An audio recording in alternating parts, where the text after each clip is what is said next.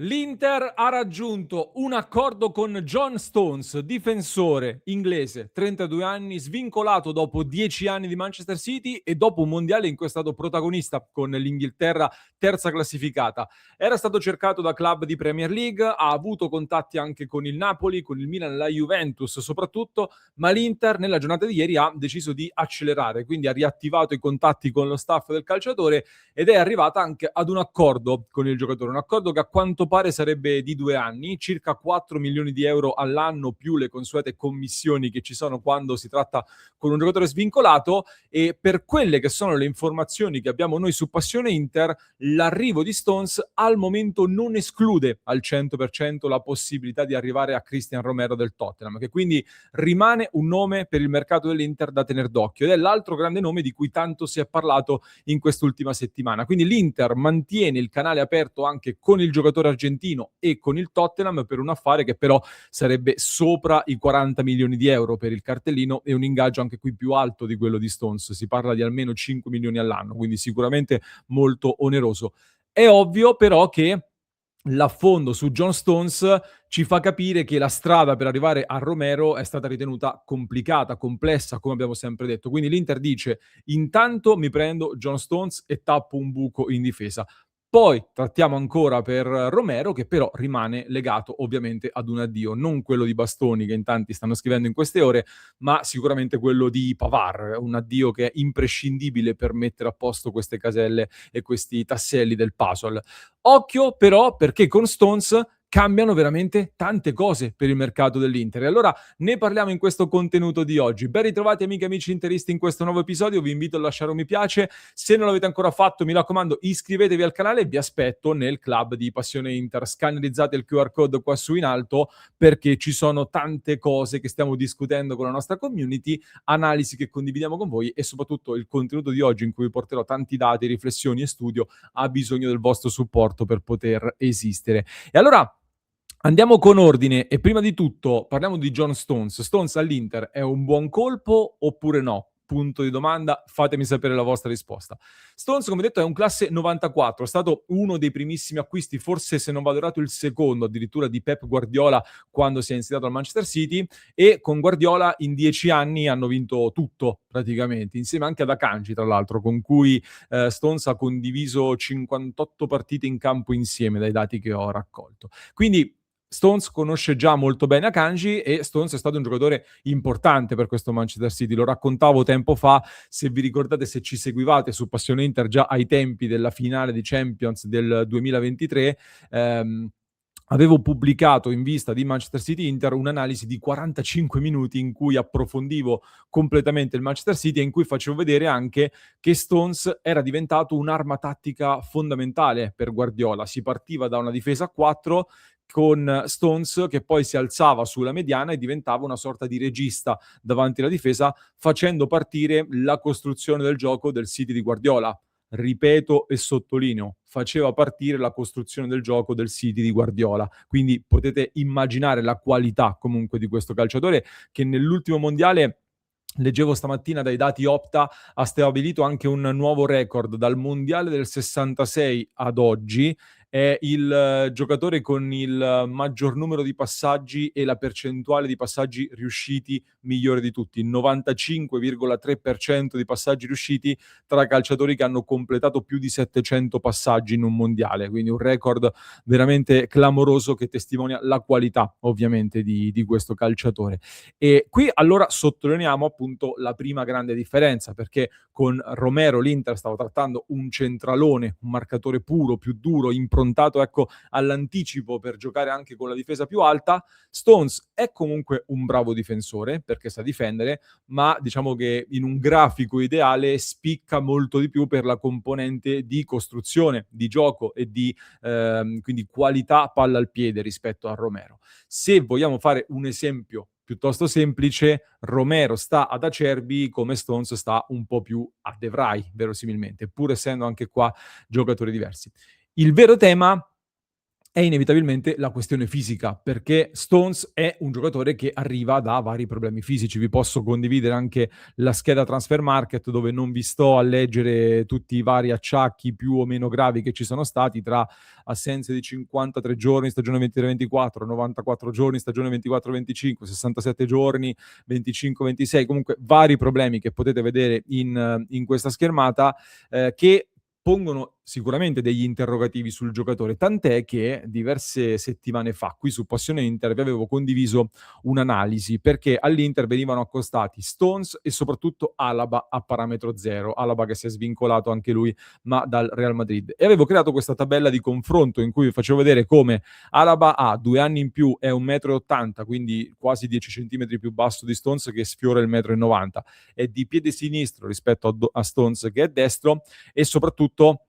nelle ultime 3 stagioni ha messo insieme 47 presenze per 2.581 minuti giocati, veramente pochi. Stones ha messo insieme 66 presenze nelle ultime 3 stagioni con 4.100 minuti, quasi il doppio quindi, 4 gol e 4 assist, quindi anche qualche numero offensivo lo ha messo. Paragone alla Stones che ci interessa fino ad un certo punto, a noi ci interessa magari un po' di più ora il confronto con Stefan De Vrij, perché idealmente oggi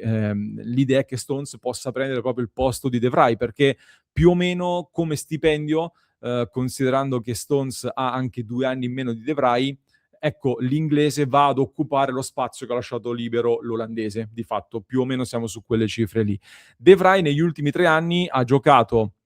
2100 minuti, 2800 minuti la stagione precedente e 1166 minuti l'anno scorso, poco più di 1100 minuti quindi per De Vrij l'anno scorso. Il totale è di 6100 minuti, però con quest'ultima stagione che è crollata drasticamente come impiego per De Vrij. Quindi De Vrij ha dato nell'arco dei 3 anni mediamente più garanzie. Al tempo stesso faccio notare, oltre al crollo di minutaggio che ha avuto De Vrij quest'anno, che Stones è vero che ha giocato meno, ha avuto più problemi fisici, ma era dentro il Manchester City, quindi nel Manchester City la concorrenza per Stones è stata anche più spietata, soprattutto perché con Guardiola e i ritmi della Premier League, inevitabilmente anche rientrando da alcuni acciacchi ha avuto meno spazio, per cui quando vediamo le poche presenze consideriamo anche questo, che magari non tutte le assenze sono state legate a infortuni, ma anche a scelte tecniche, perché il City chiaramente ha degli standard altissimi, tra i top al mondo. In Serie A è un'altra musica anche a livello proprio di ritmi del gioco, quindi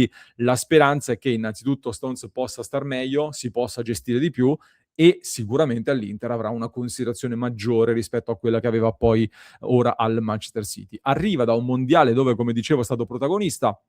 5 partite su 8 giocate con l'Inghilterra, terza classificata, in particolare titolare e in campo per tutta la partita ai quarti e in semifinale. Contro l'Argentina il nostro Lautaro lo ha beffato alle spalle con il gol di testa decisivo. Stones comunque è stato un elemento fondamentale o comunque molto importante sia in campo che all'interno dello spogliatoio nel gruppo Inghilterra. Tuchel, il commissario tecnico, ci ha puntato tantissimo e anche Guardiola ha sempre speso ottime parole nei confronti di Stones, ne ha parlato sempre molto bene, parlando soprattutto del suo carattere e della mentalità vincente, che anche dopo alcuni errori si è ripreso alla grandissima. E quindi da questo punto di vista caratteriale dell'esperienza, dell'abitudine a vincere, che ha vinto ogni anno praticamente col City dei trofei, porta sicuramente tanto dentro l'Inter. Ora aggiungo un paio di osservazioni. Stones ha 32 anni e arriva a 0. 2 settimane fa le parole di Marotta in conferenza stampa sembravano chiudere ai parametri 0, a meno che, dicevamo, non si presentasse una vera occasione e soprattutto non ci fosse un'esigenza particolare. Per l'Inter quindi immagino che a questo punto Stones a queste condizioni rappresenti un'occasione, si ritorna un po' anche ai vecchi affari che hanno reso forte e vincente l'Inter negli anni di Marotta e soprattutto è piuttosto evidente l'esigenza in rosa, perché è vero che Akanji è in ferie in questo momento, ma nelle amichevoli fino a qua hanno giocato centrali di difesa Aslani, Akin Sammiro, Bovio e Maillet, quindi abbiamo visto che in difesa qualcosa serve. Bisognerà capire quando Stones rientrerà adesso dalle ferie, post mondiale si cercherà, immagino, di velocizzare, ma il tema dell'esigenza era piuttosto evidente. L'altro tema: ha senso ora andare avanti con Romero e quindi prendere Stones più Romero per l'Inter? Ehm, se parte Pavard ovviamente, la condizione dell'addio di Pavard è la condizione minima per poter pensare ad un altro difensore. Per me Romero è fortissimo e quindi in questa Inter farebbe molto bene, e quindi dire no, Romero non va preso, io non ce la faccio ragazzi, nel senso che se mi arriva Romero all'Inter per me è un colpaccio dal punto di vista tecnico, se guardo solo al valore tecnico e sportivo del giocatore. Tutti quei soldi per Romero però sono una grande spesa e non è che li devo tirar fuori io, però dobbiamo ragionarci secondo me anche su questa cosa. E allora io dico, visto che stai prendendo Stones, hai già Bissek, Akanji, Bastoni e Carlos Augusto,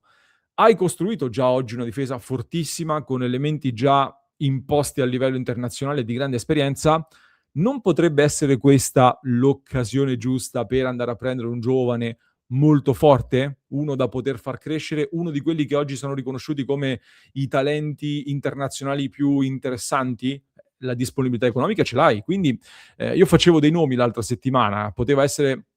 quello che poteva essere Leoni l'anno scorso, per esempio, oppure Diomandé che però appunto sta andando al Nottingham Forest se non vado errato. Oggi sarebbero, non lo so, un Thiago Gabriel del Lecce, forse con un profilo un po' minore, magari Troilo del Parma pure che ha quelle caratteristiche lì, oppure ad un livello internazionale Ordóñez del Club Brugge, che è un giocatore di cui oggi si parla come uno dei talenti più promettenti a livello internazionale della difesa, lo conosce molto bene anche Aleksandar Stankovic tra l'altro. Ecco,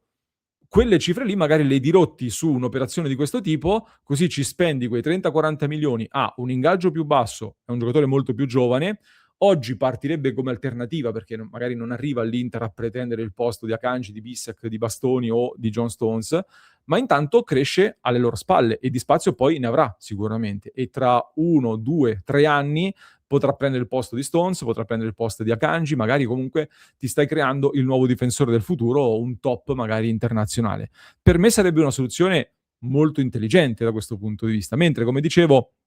qualcuno è preoccupato che questi movimenti possano far pensare ad un addio di Bastoni. Io penso, cioè stai prendendo tutti i giocatori di piede destro, parte Bastoni e parti titolare con Carlos Augusto a sinistra? Con tutto rispetto per Carlos, io francamente dubito, così come dubito, qualcuno mi dice, però Bissek in Danimarca ha giocato a sinistra. Vero, l'abbiamo detto 2 volte, ma appunto l'ha fatto in Danimarca, non nell'Inter che a sinistra ha il cuore pulsante della costruzione del gioco con Bastoni. Stai ribaltando proprio uno dei principali punti di forza dell'Inter, che costruisce da sinistra con Bastoni, quindi non puoi mettere lì uno a piede invertito, secondo me. Quindi al momento questa cosa la scarto, se arriva un mancino fortissimo allora lì qualche dubbio può venire, ma io penso che Bastoni resterà. Chiudo con alcune considerazioni finali. Ieri ho lanciato 2 sondaggi nella diretta di Passione Inter che mi hanno un po' sorpreso dal punto di vista dei risultati. Intanto il 71% di voi mi ha detto che è convinto da John Stones, quindi Stones all'Inter a 0 convince. E questo era il primo sondaggio. Il secondo invece ho fatto a un certo punto la domanda, ma dovete scegliere Stones a parametro 0 o Romero a 40 milioni? Voi chi prendete? Non ho la foto adesso, ma comunque il 54% di voi, mi sono preso il dato, il 54% dei partecipanti al sondaggio in diretta hanno votato per Stones a 0 rispetto a Romero per 40-45 milioni, quello che è. Quindi la community di Passione Inter si è espressa. L'altra cosa che volevo dire è Stones poi si giocherà il posto adesso all'Inter, vediamo se partirà immediatamente titolare o si giocherà il posto. Penso che Bissek comunque avrà tanto spazio, non c'è il rischio che Bissek diventi un panchinaro, però io stavo immaginandomi una difesa Akanji a destra, Stones centrale, Bastoni a sinistra. Per me ragazzi è una difesa impressionante. È impressionante ed è una dichiarazione molto forte dell'Inter di Chivu questa, perché diceva il saggio Andrea Marinozzi, giornalista che penso conoscerete, l'Inter quando è arrivata in finale di Champions ha fatto le cose migliori in Europa, le ha fatte giocando bene dentro la pressione. Quando venivano a pressarti, cosa che in Europa fanno tutti, giocando bene dentro quella pressione, l'Inter ha ottenuto grandi vittorie fino ad arrivare alle finali di Champions. Quindi una chiave per far bene in Europa è quella di saper giocare bene dentro la pressione. E significa quindi costruire con coraggio, con qualità dal basso e con Akanji, Stones e Bastoni hai praticamente la difesa che aveva in testa anche Guardiola 3 o 4 anni fa, perché Guardiola voleva anche Bastoni, se vi ricordate, e aveva già Akanji e Stones appunto. Quindi stai costruendo una difesa stile Manchester City, con quelle che sono le possibilità economiche che ha l'Inter. E questo è il grande tema, perché con questa grande costruzione l'Inter si sta creando delle alternative tattiche, si sta creando anche delle alternative rispetto a quello che non puoi fare con i soldi. Magari non puoi arrivare a prendere i migliori in circolazione già fatti e finiti come può fare il Manchester City, ma ti crei con l'inventiva, la creatività e le opportunità questa situazione qua che ti può permettere di far molto bene in Europa, dove l'Inter vuole aggiungere giocatori di intensità Premier League, come dicevo, e sperando appunto che Stones non sia un nuovo Vidic, ma magari più un Acerbi che è arrivato tra le polemiche, ma è diventato idolo. Ecco che gli scenari di mercato stanno cambiando con l'Inter che, se poi non dirotterà, di nuovo cambierà idea sul come utilizzare questo budget che ha a disposizione. Ecco, secondo me Curtis Jones torna ad essere un nome molto caldo in questo momento se risparmi sulla difesa in questa fase, cercando magari di approfittare ad agosto di un Liverpool che si ammorbidisce, perché è vero che Iraola è tornato a parlare di Jones come un giocatore su cui vuole puntare, ma Jones mi sembra già aver preso la sua decisione del possibile addio, e quindi anche Jones è un altro giocatore con cui giocare dentro la pressione molto bene, e anche Jones quindi è un profilo con cui ci si può ragionare. Ovvio che anche qui deve partire anzi più di uno tra Frattesi, Aslani sicuramente, probabilmente anche Akin Sammiro e forse Massolen, che con questo problema fisico salta la tournée in Asia e quindi rischia di perdere il posto, di andare in prestito a giocare. Jones ti alza il livello a centrocampo in maniera importante, sempre in questa direzione qua. E poi anche il tema dell'esterno, ci sono risorse per andare anche sull'esterno, che per me comunque va preso, perché ok Diouf, Luis Enrique, io magari a me continua a non convincere. Penso che se Chivu ci vuole lavorare e ci lavorerà possa tirar fuori qualcosa, anche se non mi ispira fiducia. Io un titolare a destra comunque me lo aspetto in questo mercato, e questa è una svolta importantissima con John Stones. Ragazzi, ho fatto un contenuto secondo me clamorosamente denso di roba, quindi penso che di commenti ne arriveranno tanti. Vi aspetto qui sotto per analizzare tutto insieme e poi ne parleremo nel club di Passione Inter, qui in alto il QR code da inquadrare. Nel frattempo vi lascio con un approfondimento che trovate in descrizione per chi ci ascolta in podcast, mentre per chi ci segue su YouTube vi basta cliccare qui.